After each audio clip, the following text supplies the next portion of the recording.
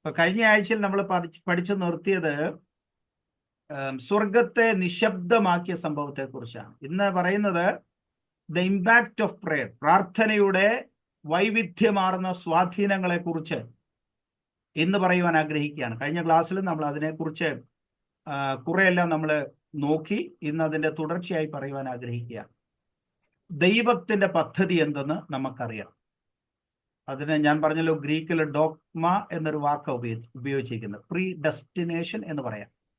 Pre destination, ഒരു ഉദ്ദേശത്തോടു കൂടിയാണ് ദൈവം നമ്മെ വിളിച്ചിരിക്കുന്നത്. അതിനാണ് മലയാളത്തിൽ നിർണയപ്രകാരം വിളിക്കപ്പെട്ടവർക്ക് എന്നൊക്കെ എഴുതിയിരിക്കുന്നത്. നിർണയപ്രകാരം ദൈവം തന്നെ അനാദി നിർണയപ്രകാരം നമ്മെ വിളിച്ചു.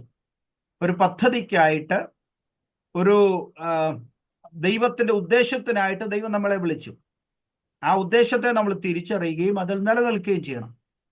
അതിനെ തകർക്കുവാനുള്ള പിശാചിന്റെ പദ്ധതികളെ നാം തിരിച്ചറിയണം. ആ തിരിച്ചറിയുവാനുള്ള ഒരു ഉപകരണമാണ് പ്രാർത്ഥന എന്ന് പറയുന്നത്. അപ്പം ദൈവത്തിന്റെ പദ്ധതി, ഒയ്ക്കോനോമിയ എന്ന് പറയും ഗ്രീക്കിൽ. ഒയ്ക്കോനോമിയ എന്ന് പറഞ്ഞാൽ the management, household management.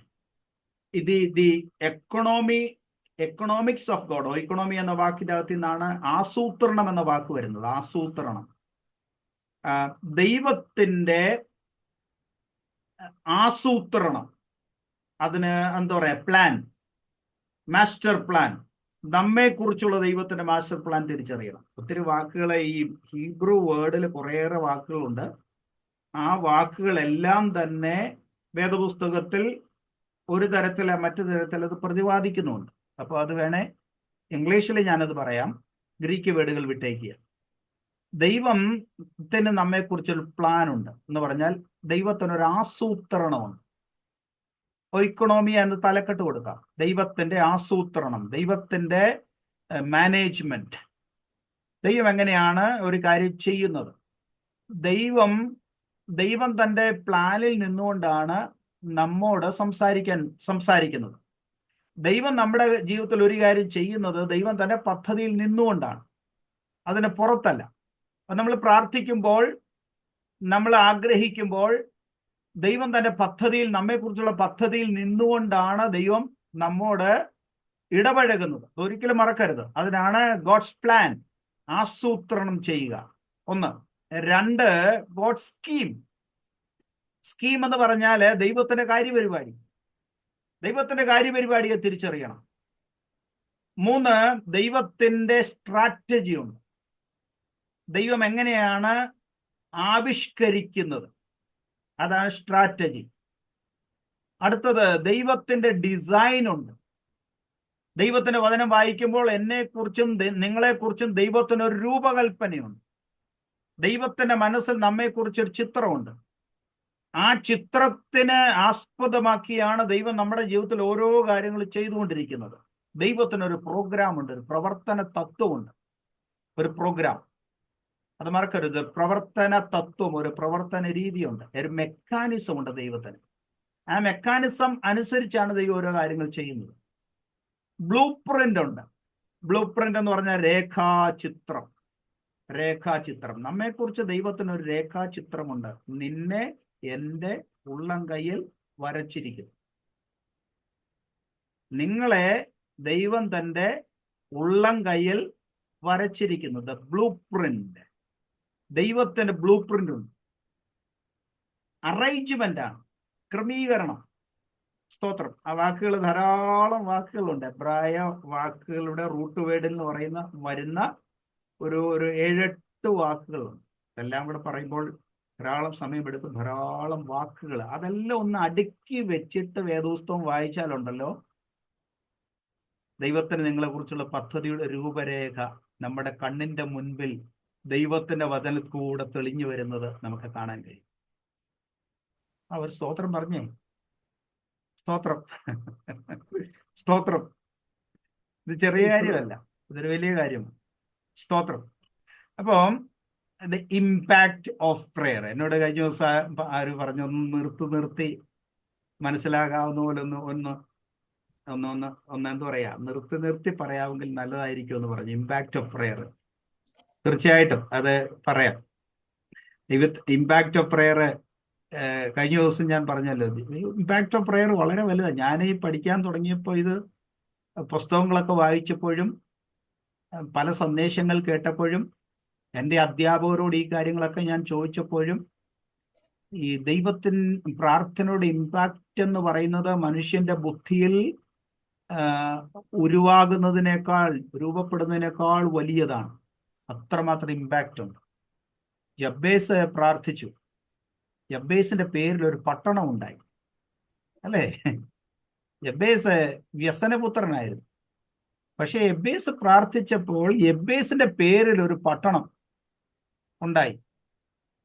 അത് എബ്ബേസിന്റെ പ്രാർത്ഥന വായിക്കുന്ന രണ്ടദിനവൃത്താന്തം 4-ാം അധ്യായത്തിൽ തന്നെ എഴുതിയിരിക്കുക. അവിടെ ശാസ്ത്രിമാര് താമസിച്ചു എന്ന് എഴുതിയിരിക്കുന്നത്. ശാസ്ത്രിമാർ അവിടെ പോയി താമസിച്ചു.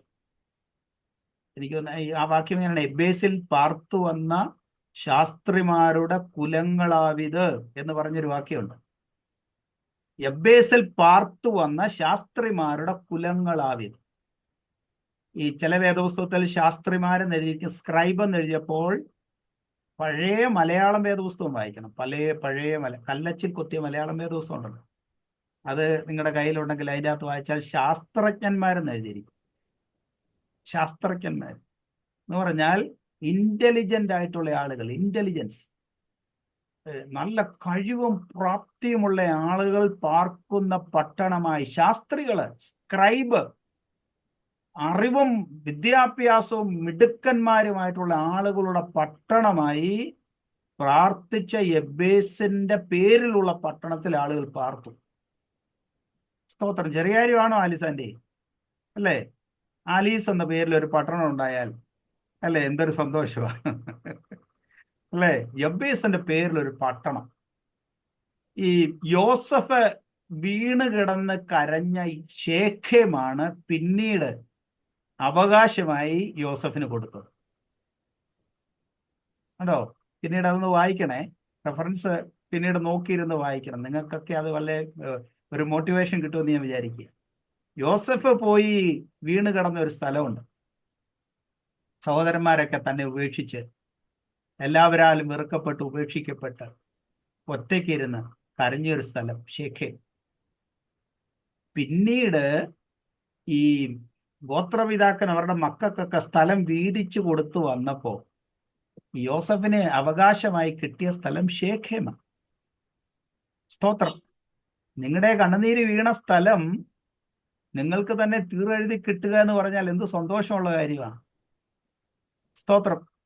നമ്മൾ എന്തിനു വേണ്ടി കരഞ്ഞോ അത് അവകാശമായ ദൈവം നമുക്ക് തീരെഴുതി തരും. മറക്കരുത്, അത് ദൈവത്തിന്റെ വാഗ്ദത്തമാണ്. പ്രാർത്ഥന എന്ന് പറയുന്നത്, ശമൂവേൽ പ്രാർത്ഥിക്കുക. വചനം ദുർലഭമായിരുന്ന കാലത്ത്, ദർശനമേറെ ഇല്ലാതിരുന്ന ഒരു കാലത്ത് ശമൂവേൽ പ്രാർത്ഥിക്കുക, യഹോവേ അരുളി ചെയ്യണമേ, അല്ലേ?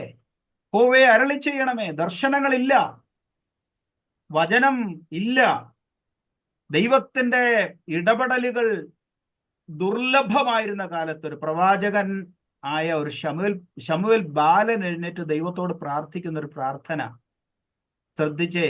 യഹോവേ അരുളി ചെയ്യണമേ, അടിയൻ കേൾക്കും. അപ്പൊ സാഹചര്യങ്ങൾക്ക് അനുകൂലമായി ചെയ്യേണ്ടതല്ല പ്രാർത്ഥന. സാഹചര്യങ്ങൾ വിപരീതമാകുമ്പോൾ, പ്രതീക്ഷകൾക്ക് മങ്ങലേൽക്കുമ്പോൾ, ദൈവം പോലും തിരിഞ്ഞു നിൽക്കുന്നു എന്ന് തോന്നുമ്പോൾ പ്രവാചക വരേണ്യനായ ശമൂവേലിനെ പോലെ പ്രാർത്ഥിപ്പാൻ ജനം എഴുന്നേൽക്കണം. ഈ തലമുറയിൽ, നമ്മുടെ കാലങ്ങളിൽ ജനം എഴുന്നേൽക്കണം. യഹോവേ അരുളി ചെയ്യണമേ, കേൾക്കുന്നു, ഞാൻ കേൾക്കുന്നു എന്ന് പറഞ്ഞപ്പോൾ ദൈവം ശമൂവേലിനോട് സംസാരിക്കുവാൻ ആരംഭിച്ചു. സ്തോത്രം. അതാണ് പ്രാർത്ഥനയുടെയൊക്കെ ഇമ്പാക്റ്റ് എന്ന് പറയുന്നത്, അല്ലേ? ഞാൻ കഴിഞ്ഞ ക്ലാസ്സുകളിൽ പറഞ്ഞു, prayer makes a supplementary in the Bible. Prayer makes a supplementary in the Bible. യോസഫിന്റെ കൊച്ചുമക്കള് 5 പേര് വന്നിട്ട് ദൈവത്തോട് പ്രാർത്ഥിച്ചു, ഞങ്ങൾക്ക് അവകാശം തരണം, സഹോദരന്മാരില്ല. ആ കാര്യം മോശ ദൈവത്തിന്റെ അടുക്കൽ കൊണ്ടുവന്നപ്പോൾ ദൈവം പറഞ്ഞത്, അവർ പറഞ്ഞ കാര്യം ശരിയാകുന്നു, സത്യമാകുന്നു. അതുകൊണ്ട് അവരുടെ പ്രാർത്ഥനയ്ക്ക് അനുകൂലമായി വിശുദ്ധ തിരുവഴുത്തിൽ ഒരു സപ്ലിമെന്ററി എഴുതി ചേർത്തു. Prayer makes a supplementary in the Torah. സ്തോത്രം. അപ്പൊ പ്രാർത്ഥന ചെറിയ കാര്യമല്ല. ദൈവത്തിന് മുൻപിൽ മുട്ടുമടക്കിയവൻ പിന്നെ ആരുടെയും മുൻപിൽ മുട്ടുമടക്കേണ്ടി വരികയില്ല. ദൈവത്തിന് മുൻപിൽ കൈ നീട്ടിയവൻ പിന്നെ ആരുടെയും മുൻപിൽ കൈ നീട്ടേണ്ടി വരികയില്ല. ദൈവത്തോട് കാര്യം പറഞ്ഞവൻ പിന്നെ ആരോടും കാര്യം പറയേണ്ടി വരികയില്ല. ദൈവത്തിന് മുൻപിൽ കരഞ്ഞവർ പിന്നെ ആരുടെയും മുൻപിൽ കരയേണ്ടിയും വരികയില്ല. അതാണ് പ്രാർത്ഥനയുടെ ശക്തി എന്ന് പറയുന്നത്. യഹൂദന്മാരെ കുറിച്ചൊക്കെ നമ്മൾ പഠിക്കുമ്പോൾ, യേശുക്രിസ്തുവിന്റെ കാലത്തെ യഹൂദന്മാരെ കുറിച്ച് പഠിക്കുമ്പോൾ ട്രാൻസ് യൂഫ്രട്ടീസ് ജ്യൂസ് ഉണ്ട്. ട്രാൻസ് യൂഫ്രട്ടീസ് ജ്യൂസ് എന്ന് പറഞ്ഞാൽ യൂഫ്രട്ടീസ് നദിയുടെ അങ്ങേക്കരയിൽ പാർക്കുന്ന യഹൂദന്മാര്. യേശുക്രിസ്തുവിന്റെ കാലത്ത് 4 തരത്തിലുള്ള യഹൂദന്മാരാണ് ഉള്ളത്. പഠനത്തിന് വേണ്ടി പറയുക, 4 തരത്തിലുള്ള യഹൂദന്മാര്.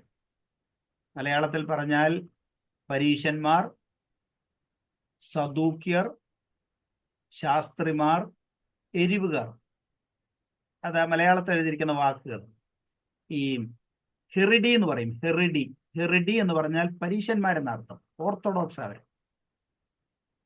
ഓർത്തഡോക്സ് ഹെറിഡി. രണ്ടാമത്തെ ഗ്രൂപ്പുകാരെ ഡേറ്റി എന്ന് പറയും. DATI ഡേറ്റി എന്ന് പറഞ്ഞാല് അവര് റിലീജിയസ് ആണ്. സദൂക്യര് റിലീജിയസ് ആണ്, പക്ഷെ അവർ സദൂക്യര് പാവങ്ങളാണ്. മൂന്നാമത് മസോർട്ടി എന്ന് പറയും. മസോർട്ടി എന്ന് പറഞ്ഞാല് അവരെ ട്രഡീഷണൽ എസനീസ് എന്ന് പറയും. ട്രഡീഷണൽ എസനീസ്, അതാണ് ശാസ്ത്രിമാര്. 4ാമത്തെ കൂട്ടരാണ് ഹിലോനി എന്ന് പറഞ്ഞാൽ സെക്കുലർ ആയിട്ടുള്ള ആളുകളാണ്. അവരാ സെലോട്ട്സ് എന്ന് അറിയുന്നത്. സെലോട്ട്സ് എരിവുകാർ മലയാളത്തിൽ വയ്ക്കുന്ന എരിവുകാര്.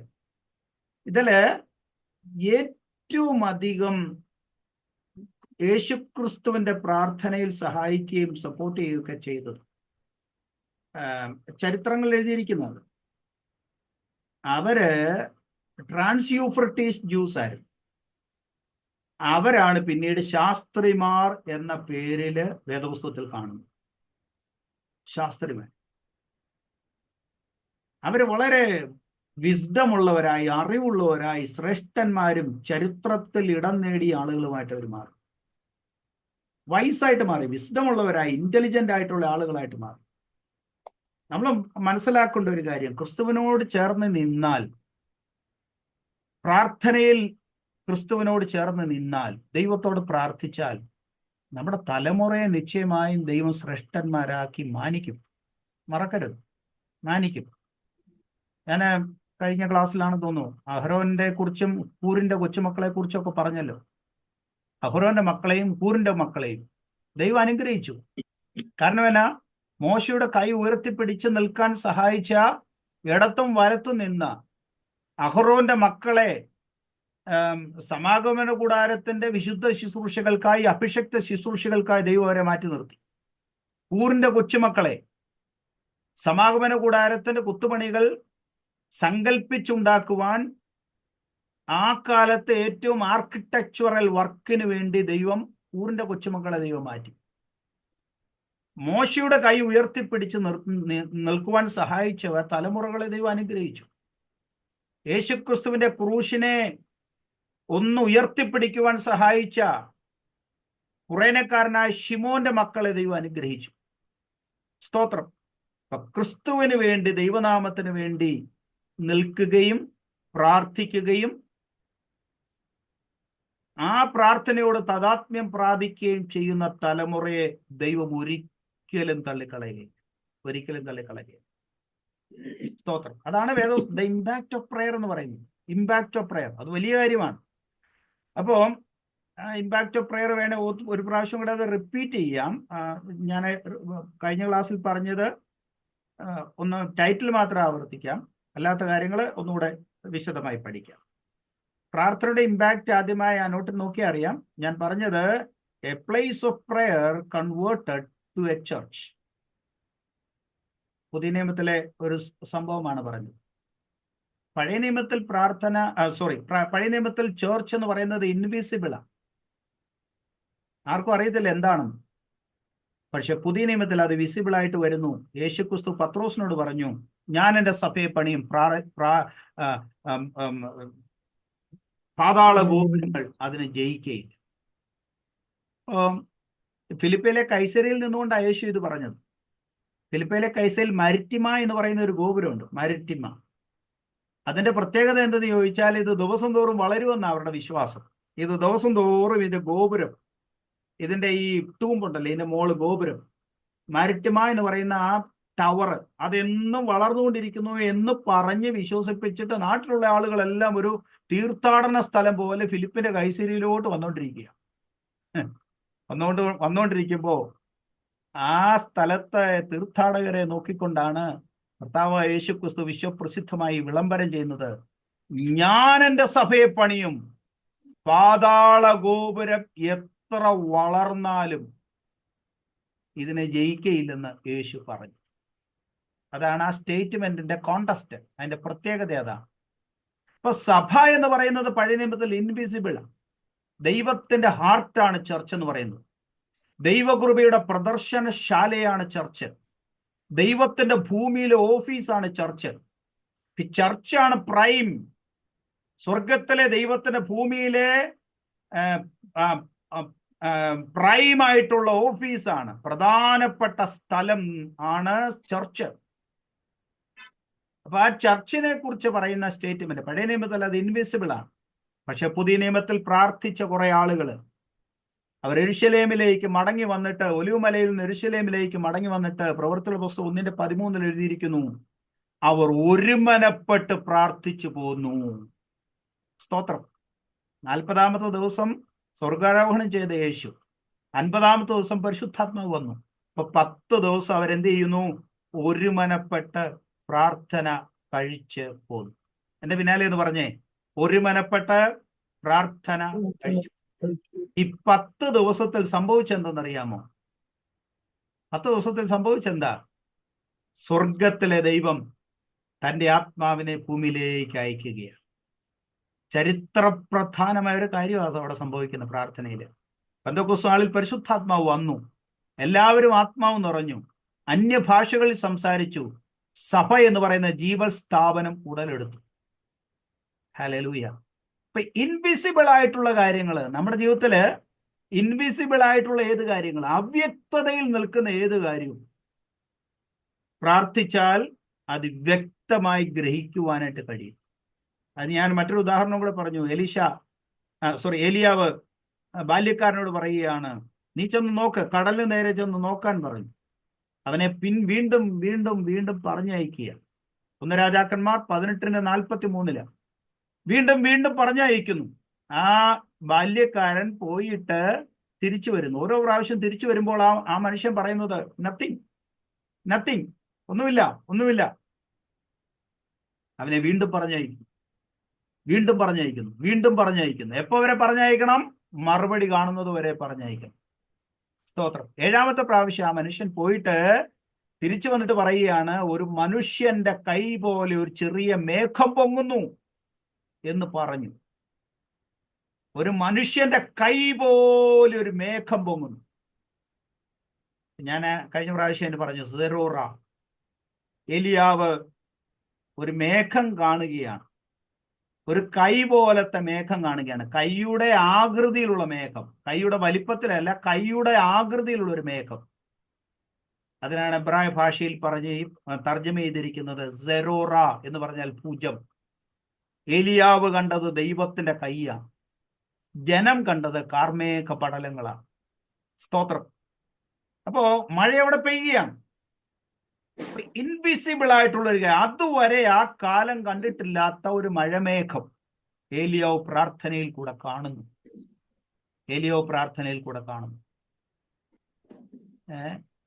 ഉൽപ്പത്തി പുസ്തകം 21-ാം അധ്യായത്തിൽ എഴുതിയിട്ടുണ്ട്, ആഗാർ കരയുകയാണ്. കുട്ടിയെ ഒരു അമ്പിൻപാട് ഒരു സ്ഥലത്ത് ഇട്ടിട്ട് അമ്പിൻപാട് ദൂരത്തിരുന്ന് കുട്ടിയുടെ മരണം എനിക്ക് കാണേണ്ട എന്ന് പറഞ്ഞ് കരയുന്നു. പ്രാർത്ഥനയുടെ മറുപേരാണ് കരയുക. അപ്പൊ ആ കുട്ടി വെള്ളം കിട്ടാതെ വലയുന്നു. ദാഹത്തോടുകൂടെ കരയുന്നു. മരണാസന്നനായ ഒരു കുട്ടി. ആ കുട്ടിയെ ഒരു സ്ഥലത്ത് ഇട്ടിട്ടോ അമ്പിൻപാട് ദൂരത്തിരുന്ന് കരയുമ്പോൾ, കരഞ്ഞു എന്നല്ല, ഉറക്ക കരഞ്ഞു എന്ന് എഴുതിയിരിക്കുന്നു അല്ലേ? ഉൽപ്പത്തി 21:16 എഴുതിയിരിക്കുന്നത് ഉറക്ക കരഞ്ഞു. കാരണം സ്വന്തം കുട്ടിയുടെ മരണം കാണാൻ ഏതമ്മ സഹിക്കും? സ്വന്തം കുട്ടി കരയുമ്പോൾ അമ്മ ചിരിക്കുന്ന ഒരു ദിവസമേ ഉള്ളെന്നാ APJ അബ്ദുൽ കലാം പറഞ്ഞത്. അതേ ദിവസമാണെന്നറിയാമോ? സ്വന്തം കുട്ടി കരയുമ്പോൾ അമ്മ ചിരിക്കുന്ന ദിവസത്തിന് പറയുന്ന പേരാണ് ബർത്ത്ഡേ. ബാക്കി ദിവസം കുട്ടി കരയുമ്പോ അമ്മ കൂടെ കരയും, അല്ലേ? അമ്മ കൂടെ കരയും. അപ്പൊ ഈ ഹാഗാർ കരയുക, ഉറക്ക കരഞ്ഞു. ഉടനെ ഒരു സ്വർഗദൂതനാ വരുന്നേ. ഓക്കെ, ഒരു സ്വർഗദൂതൻ, ഹാഗാറെ നിനക്കെന്താ, നീ ഭയപ്പെടേണ്ട എന്നുള്ള വാക്ക് മലയാളത്തിൽ തർജ്ജമ ചെയ്തിരിക്കുന്നതിന്റെ എബ്രായ വാക്ക് ഞാൻ പലപ്പോഴും പറയാറുണ്ട്. അൽധിര എന്ന് എഴുതിയിരിക്കുന്നത്. അൽധിര എല്ലായിടത്തും അല്ല, ചില സ്ഥലങ്ങളിൽ. ഭയപ്പെടേണ്ട എന്ന സ്ഥലത്ത് ഈ അബ്രഹാമിനോട് ദൈവം ഭയപ്പെടേണ്ട എന്ന് പറയുന്ന കാര്യമുണ്ട്. ആ ഭയപ്പെടേണ്ട എന്ന് പറയുന്ന സ്ഥലത്തൊക്കെ തല ഉയർത്തി നോക്കി എന്ന് എഴുതിയിരിക്കുന്നു. അവൻ തല ഉയർത്തി നോക്കി, നക്ഷത്രങ്ങളെ കണ്ടു. തല ഉയർത്തി നോക്കി, ദൂതന്മാര് വരുന്നത് കണ്ടു. തല ഉയർത്തി നോക്കി, കൊമ്പ് കാട്ടിൽ പിടിപെട്ട് കിടക്കുന്ന ഒരു ആട്ടിൻ കൊറ്റനെ കണ്ടു. അൽദിര, ലുക്ക് അപ്വേർഡ്. ഇപ്പം ഹാഗാറിനോട് ദൈവദൂതൻ വന്ന് പറയുക, ഭയപ്പെടേണ്ട, തല ഉയർത്തി നോക്ക്, ലുക്ക് അപ്വേർഡ്, തല ഉയർത്തി നോക്ക്. എന്ത് കണ്ടു? നീ ചെന്ന് ബാലനെ താങ്ങി എഴുന്നേൽപ്പിച്ചു കൊള്ളുക, ഞാൻ അവനെ വലിയൊരു ജാതിയാക്കും എന്ന് അരുളി ചെയ്തു. 19 വാക്യം ഒന്ന് വായിച്ചേ മിനിസ്റ്ററെ. ഉൽപ്പത്തി 21:19. ദൈവം അവളുടെ കണ്ണു തുറന്നു, അവൾ ഒരു നീരുറവ് കണ്ട് ചെന്ന് തുരുത്തിയിൽ വെള്ളം നിറച്ച് ബാലനെ കുടിപ്പിച്ചു. ഉണ്ടോ? ദൈവം അവളുടെ കണ്ണ് തുറന്നു. എന്റെ പിന്നാലെ എന്ന് പറഞ്ഞേ, ദൈവം അവളുടെ കണ്ണ് തുറന്നു. തെറ്റരുത്. എല്ലാവരും പറയുന്നത്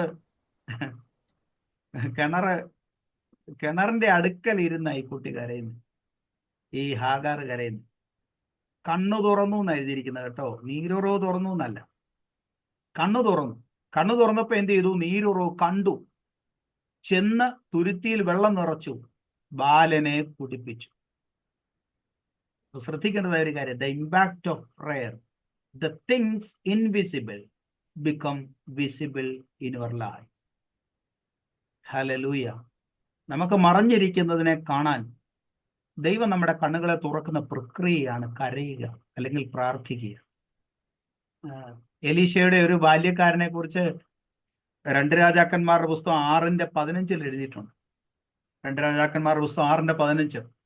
അവിടെ എഴുതിയിരിക്കുന്ന ദൈവപുരുഷന്റെ ബാല്യക്കാരൻ രാവിലെ എഴുന്നേറ്റു. എലീശയുടെ ബാല്യക്കാരൻ അതിരാവിലെ എഴുന്നേറ്റപ്പോൾ അരാമ്യ പടക്കൂട്ടങ്ങൾ കൊണ്ട് മല നിറഞ്ഞിരിക്കുന്നത് കണ്ടു. ഒരു അരാമ്യ സൈന്യം, ഒരു സൈന്യം കുതിരകളും രഥങ്ങളുമായി പട്ടണം വളഞ്ഞിരിക്കുന്നത് കണ്ടു. എന്നിട്ട് ബാല്യക്കാരൻ വന്നിട്ട് എലീശയോട് പറയുകയാണ്, അയ്യോ യജമാനനെ, നാം എന്ത് ചെയ്യും? What should we do?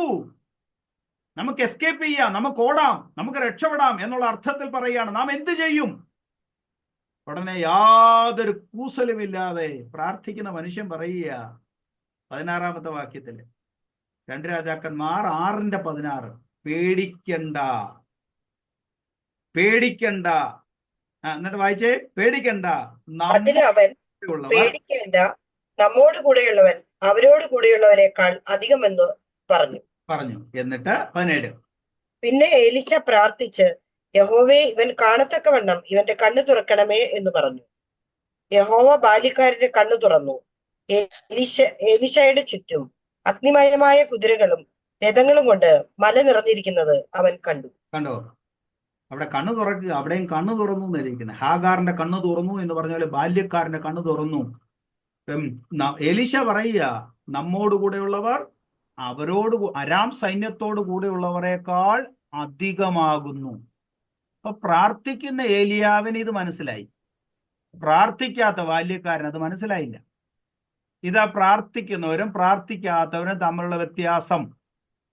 പ്രാർത്ഥിക്കുന്നവർ ധൈര്യശാലികളായിരിക്കും, പ്രാർത്ഥിക്കാത്തവർ പേടിത്തൊണ്ടന്മാരായിരിക്കും. ആരും ഒരു ആമേൻ പോലും പറയുന്നില്ല. ഞാൻ പറയുന്നത് കേൾക്കുന്നുണ്ടെന്ന് വിചാരിക്കുന്നു. പ്രാർത്ഥിക്കുന്നവർ പരിസ്ഥിതികളെ കണ്ട് പിന്മാറുകയോ പേടിക്കുകയോ ഒന്നും ചെയ്യുന്നവരല്ല. അവർ തൻ്റെ ഇടമുള്ളവരായിരിക്കും.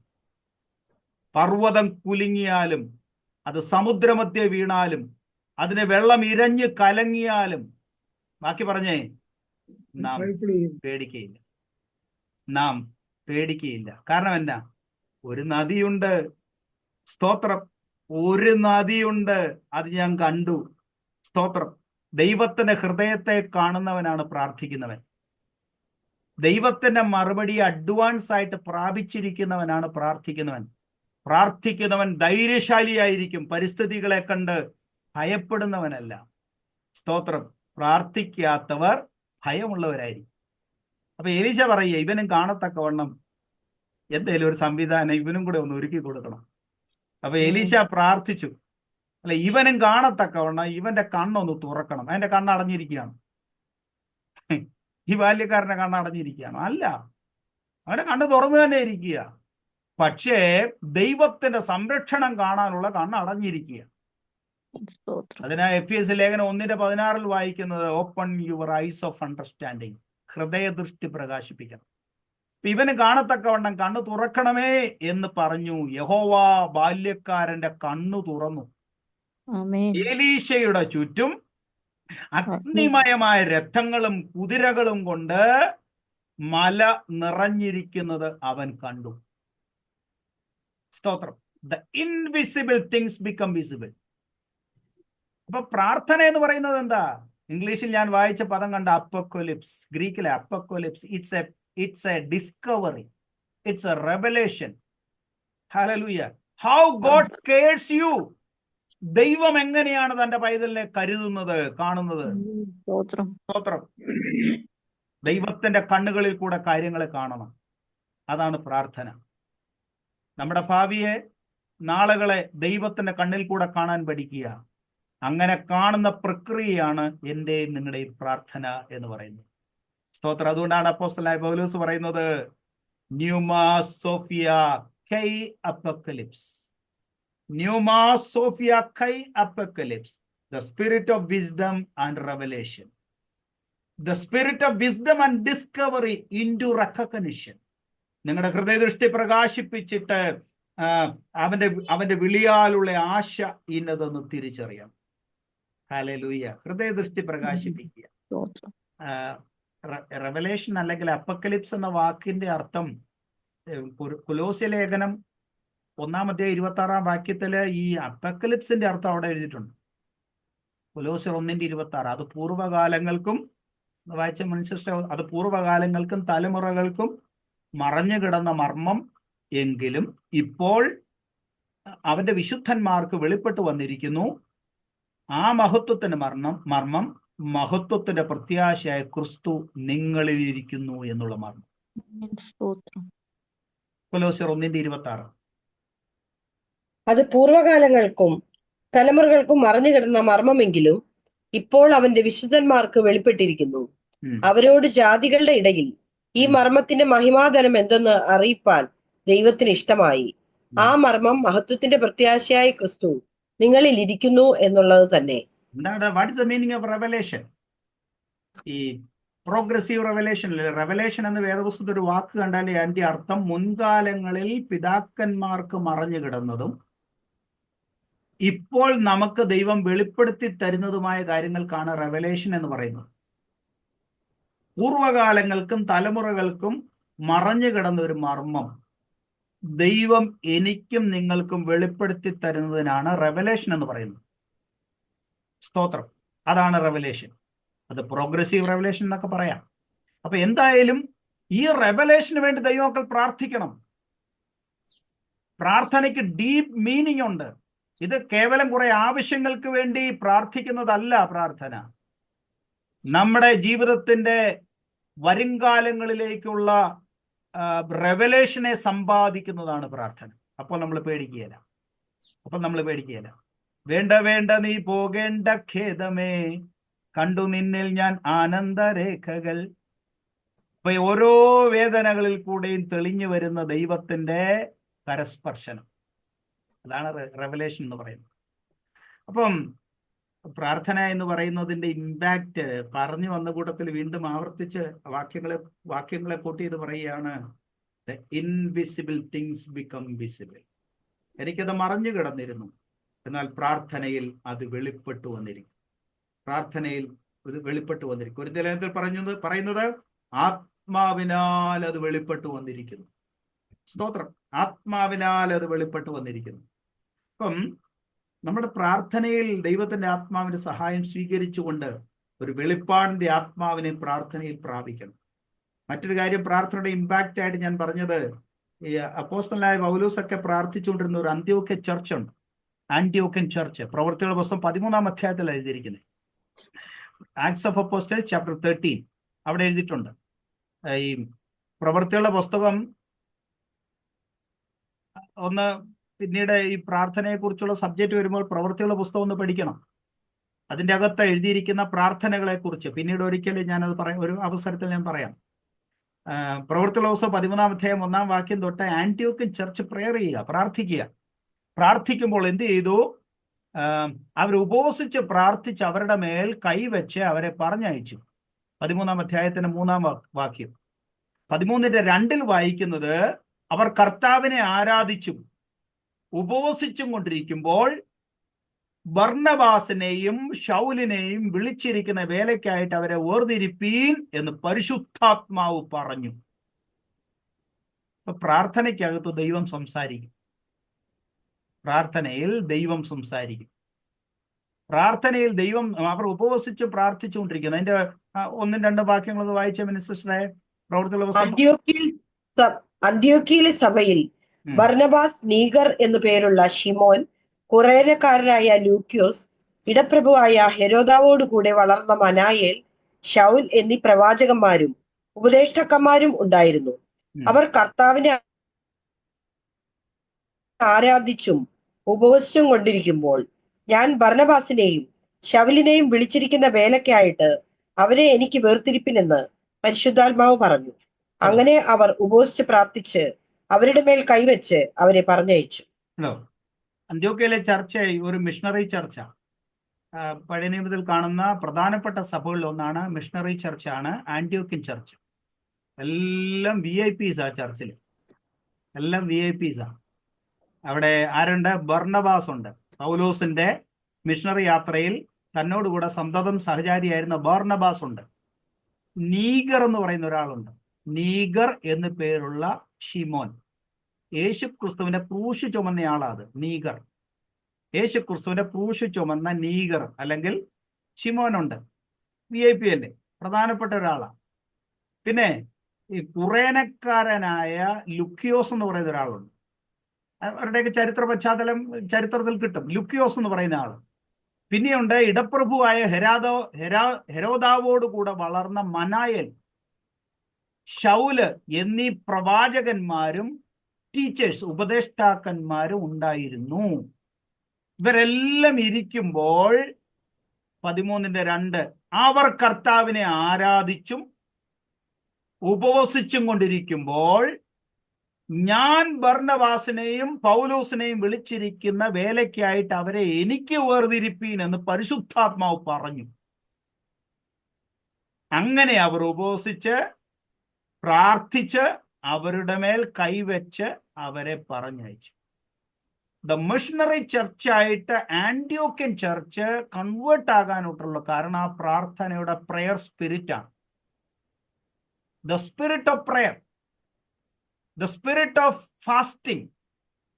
ഒരു മിഷണറി ചർച്ച് ഉണ്ടാകണം എന്ത് ചെയ്യണമെന്ന് അറിയാമോ? ദ സ്പിരിറ്റ് ഓഫ് പ്രെയർ ആ ചർച്ചിൽ ഉണ്ടായിരിക്കണം.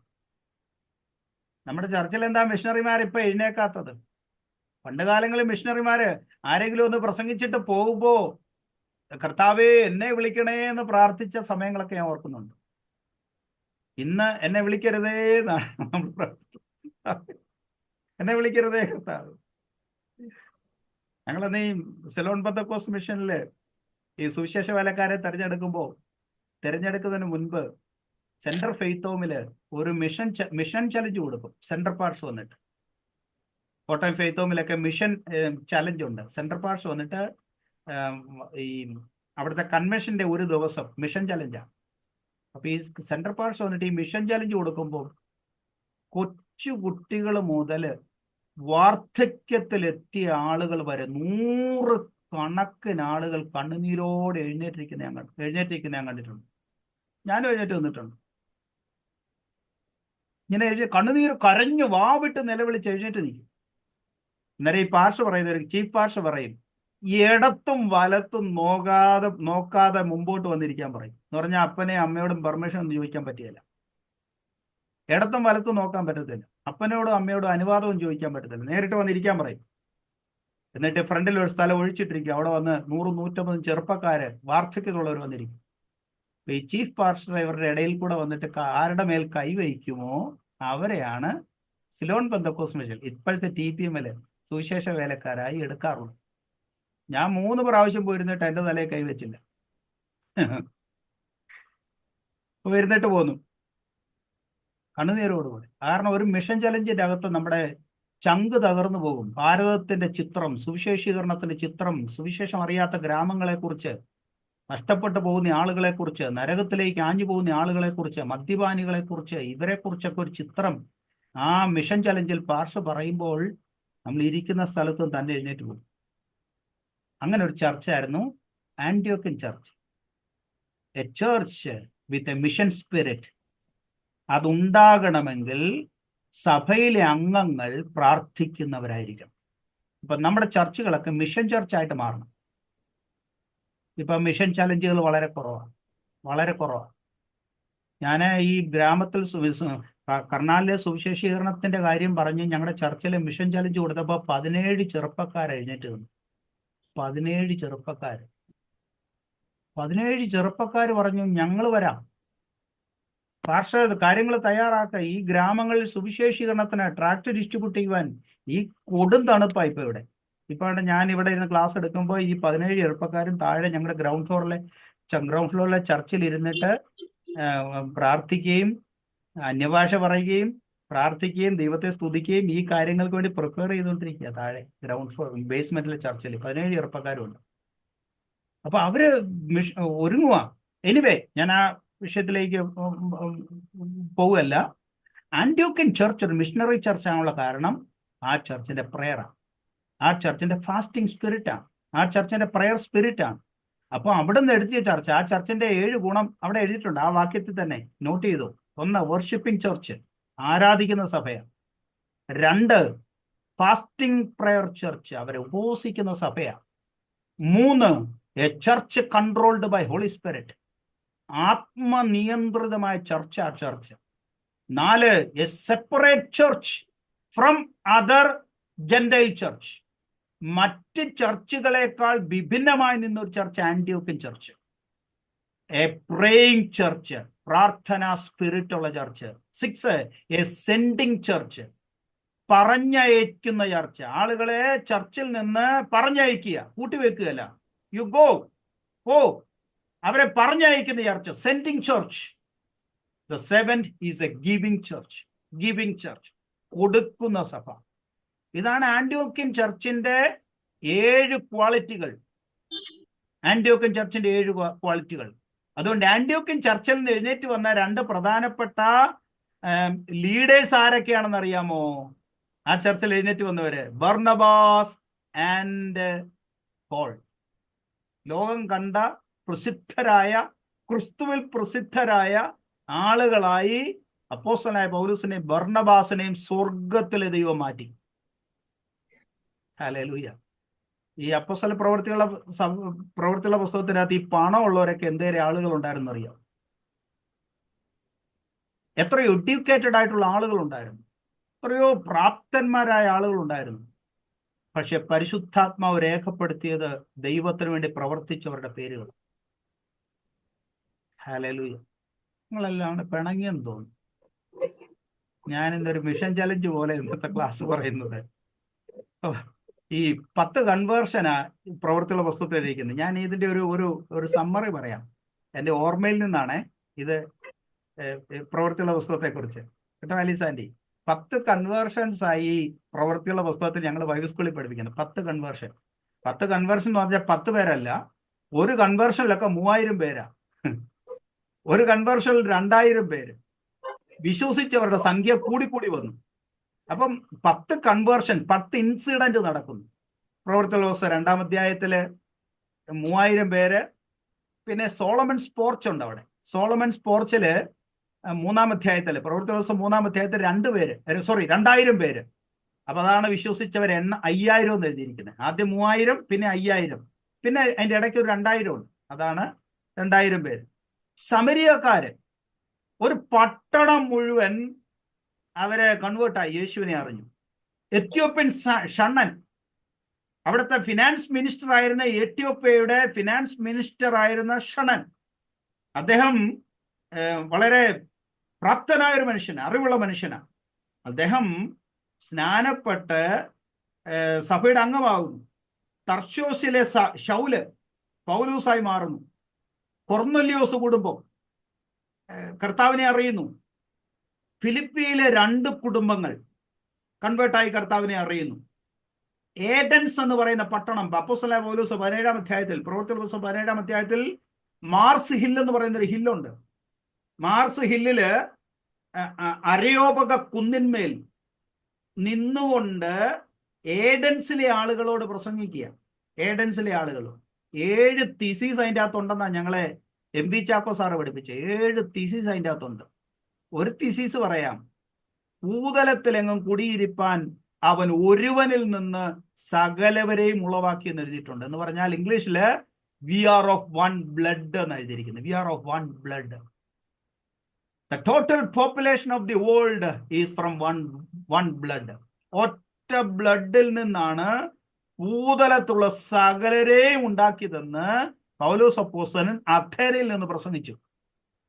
അപ്പൊ അഥേനയിലുള്ള ആളുകൾ അജ്ഞാത ദേവൻ എന്ന വേദിക്കല്ല് എഴുതിയിരിക്കുന്നു എന്ന് പറഞ്ഞതിനെ പ്രൂവ് ചെയ്തിട്ട് പൗലോസ് പ്രസംഗിച്ചപ്പോൾ ഏഥൻസിലുള്ള ആളുകൾ രക്ഷിക്കപ്പെടുന്നു. പിന്നെ കൊരിന്ത്യൻസ്, മ്ലേച്ഛതകളുടെ പട്ടണമായ കൊരിന്തിൽ പൗലോസ് പ്രസംഗിച്ചു, സഭ ആരംഭിച്ചു. പിന്നെ ഉള്ളവര് യോഹന്നാന്റെ 12 ശിഷ്യന്മാരാണ്. അത് പ്രവൃത്തിയുള്ള ദിവസം 19-ാം അധ്യായത്തിൽ എഴുതിയിട്ടുണ്ട്. 10 ഇൻസിഡൻസ് ഓഫ് കൺവേർഷൻ നടക്കുന്നുണ്ട്. ഇതെങ്ങനെയാ നടന്നെന്നറിയാവോ? അത് പഠിക്കണം. ഒറ്റ വാക്കേ എനിക്ക് പറയാനുള്ളൂ: because of prayer. Because of prayer. Hallelujah. 13 persecution എഴുതിയിട്ടുണ്ട് പ്രവൃത്തിയുള്ള പുസ്തകത്തിൽ. 13 പെർസിക്യൂഷൻസ്. 13 പെർസിക്യൂഷൻ നടക്കുമ്പോഴും അപ്പോസ്തലന്മാർ, സഭ ശ്രദ്ധയോടുകൂടെ പ്രാർത്ഥിക്കുന്നു. ഓരോരോ കൺവേർഷൻ ഇൻസിഡന്റ് നടക്കുമ്പോഴും സഭ ശ്രദ്ധയോടുകൂടെ പ്രാർത്ഥിക്കുന്നു. ഹല്ലേലൂയ. 13 പ്രാർത്ഥനകളാണ് പ്രവൃത്തിയുള്ള പുസ്തകത്തിൽ എഴുതിയിരിക്കുന്നത്. 13 പ്രാർത്ഥനകൾ.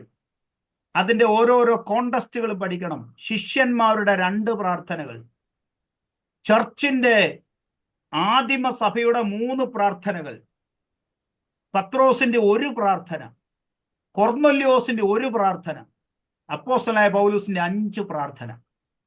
ഉണ്ടോ? ബൈബിൾ സ്കൂളിൽ ഇതൊക്കെ ഇങ്ങനെ ഞങ്ങൾ പഠിപ്പിച്ചു പോകുമ്പോൾ ഇത് വളരെ എന്താ പറയുക, ആ പ്രാർത്ഥനയുടെ ആത്മാവ് നമ്മിലേക്ക് വന്നു നിറയുന്നത് പോലെ നമുക്ക് തോന്നും. ശിഷ്യന്മാരുടെ 2 പ്രാർത്ഥന, സഭയുടെ ആദിമസഭയുടെ 3 പ്രാർത്ഥന, കൊർന്നല്യോസിന്റെ 1 പ്രാർത്ഥന, അപ്പോസ്തലനായ പത്രോസിന്റെ 1 പ്രാർത്ഥന, അപ്പോസ്തലനായ പൗലോസിന്റെ 5 പ്രാർത്ഥനകൾ കൂടി 13 പ്രാർത്ഥനകൾ വിശുദ്ധ തിരുവെഴുത്തിലുണ്ട്. 13 പെർസിക്യൂഷൻ ഉണ്ട്. 10 കൺവേർഷൻ ഉണ്ട്. സ്തോത്രം. ഹല്ലേലൂയ. എന്നാൽ പ്രസംഗം 19 എണ്ണം ഉണ്ട്. 19 സെർമൺ ഉണ്ട് പ്രവൃത്തിയുള്ള പുസ്തകത്തിൽ. 19 സെർമൺസ്. പത്രോസിന്റെ 6 പ്രസംഗം, പൗലോസിന്റെ 10 പ്രസംഗം, യാക്കോബിന്റെ 1 പ്രസംഗം, ഫിലിപ്പോസിന്റെ 1 പ്രസംഗം, സ്തെഫാനോസിന്റെ 1 പ്രസംഗം. അങ്ങനെ 19 പ്രസംഗമുണ്ട്. പക്ഷെ ഈ പ്രസംഗത്തിന്റെ ഇമ്പാക്റ്റ് എന്ന് പറയുന്നത് കേട്ടിരിക്കുന്ന ആളുകൾക്ക് ക്രിസ്തുവിനെ കുറിച്ചുള്ള അറിവ് കിട്ടി. ആരാണ് ക്രിസ്തു? പൗലോസിന്റെ ഒക്കെ വിഷയം യേശു ക്രിസ്തു തന്നെ ദൈവപുത്രൻ എന്ന് പ്രസംഗിച്ചു. യേശുക്രിസ്തു തന്നെ മശിഹ എന്ന് പ്രസംഗിച്ചു. പക്ഷെ പ്രാർത്ഥിച്ചപ്പോഴോ പട്ടണം ഇളകി അവർ യേശുവിങ്കിലേക്ക് വന്ന് സ്നാനപ്പെട്ട് കൂട്ടമായിട്ട് ആളുകൾ വന്നു, കുടുംബമായിട്ട് വന്നു, വ്യക്തികളായി വന്നു. അവർ അവർ ആ മൂവ്മെന്റിന്റെ ഭാഗമായി അവർ പോകുന്നതായിട്ട് നമുക്ക് കാണാൻ കഴിയും. പ്രിയപ്പെട്ടവർ, ഇതാണ് പ്രാർത്ഥനയുടെ മൂവ്മെന്റ് എന്ന് പറയുന്നത്. Hallelujah. The church is not a monument. Church is a movement. The church is not a monument. The church is a movement. Church एक स्मारक शिला नहीं है, चर्च एक आंदोलन है. ആന്തോളൻ. ഹല്ലേലൂയ. ഈ മൂവ്മെന്റ് എവിടെ അവസാനിക്കുവോ അവിടെ the spirit of the Lord, കർത്താവിന്റെ ആത്മാവിന്റെ പ്രവൃത്തി നിൽക്കും. ഈ മൂവ്മെന്റ്, പ്രാർത്ഥനയുടെ മൂവ്മെന്റ് നമ്മുടെ കുടുംബത്തിലും സഭയിലും കൊണ്ടുവരണം. ഹല്ലേലൂയ. ഇന്നു മുതൽ പ്രാർത്ഥന സഹകാരികളായിട്ട് മാറണം. പ്രാർത്ഥനയുടെ ആത്മാവ് ഉൾക്കൊണ്ടുകൊണ്ട് പ്രാർത്ഥിക്കണം.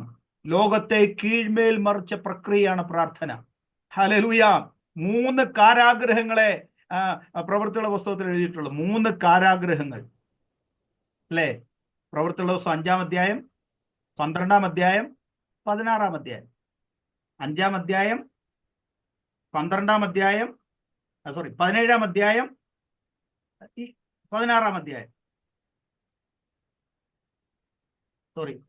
പ്രവൃത്തിയുള്ള പുസ്തകം 5-ാം അധ്യായം, 12-ാം അധ്യായം, 16-ാം അധ്യായം. 5-ാം അധ്യായത്തിൽ യോഹന്നാനും പത്രോസും, 12-ാം അധ്യായത്തിൽ പത്രോസ്, 16-ാം അധ്യായത്തിൽ പൗലോസും ശീലാസും. ശരിയായോ? കേട്ടോ എല്ലാവരും? കേട്ടോ? എന്നാൽ ഈ 3 കാരാഗൃഹത്തെയും സ്വർഗത്തിലെ ദൈവം തന്റെ ദൂതനെ അയച്ച് അവരെ കാരാഗൃഹത്തിൽ നിന്ന് പുറത്തു കൊണ്ടുപോകും. ഹല്ലേലൂയ. സഭ ശ്രദ്ധയോടെ പ്രാർത്ഥിച്ചു. പത്രോസിനെ കാരാഗൃഹത്തിൽ ഇട്ടിരിക്കുമ്പോൾ സഭ ശ്രദ്ധയോടെ പ്രാർത്ഥിച്ചു. 16-ാം അധ്യായത്തിൽ പൗലോസും ശീലാസും അവർ പ്രാർത്ഥിച്ച് ദൈവത്തെ ആരാധിച്ചു. 12-ാം അധ്യായത്തിൽ സഭ പ്രാർത്ഥിക്കുന്നു, ജനം പ്രാർത്ഥിക്കുന്നു. സ്തോത്രം. ഒരു കാരാഗൃഹത്തിന് പോലും തന്റെ ശിഷ്യന്മാരെ അടക്കി വയ്ക്കുവാൻ കഴിഞ്ഞില്ല. അതാണ് പ്രാർത്ഥന. That is the impact of prayer.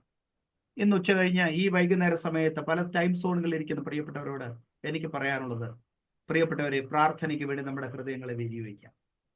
കാരാഗ്രഹങ്ങളെ തുറക്കുന്ന പ്രക്രിയയാണ് പ്രാർത്ഥന. കണ്ണുകളെ തുറക്കുന്ന പ്രക്രിയയാണ് പ്രാർത്ഥന. മറഞ്ഞിരിക്കുന്നത് വെളിപ്പെട്ട് വരുന്നതാണ് പ്രാർത്ഥന.